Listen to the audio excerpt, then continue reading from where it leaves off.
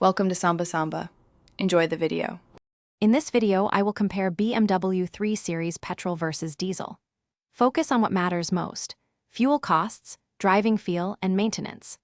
I'll walk you through real differences in acceleration, economy, and torque so you can match a 3 Series to your lifestyle.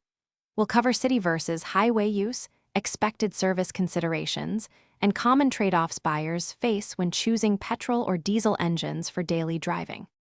Let's dive into performance differences and what you actually feel behind the wheel. Petrol 3 Series tend to offer lively revs and sharper throttle response, great for twisty roads and spirited driving. Diesels reward steady, confident pulls with abundant low RPM torque, ideal for highway cruising and heavy loads. I'll describe how gearboxes and suspension setups interact with each engine so you can predict everyday driving behavior. Now let's talk money and real-world practicality so you can decide wisely. If you do lots of miles or long motorway drives, Diesel 3 Series often save fuel and reduce stop frequency.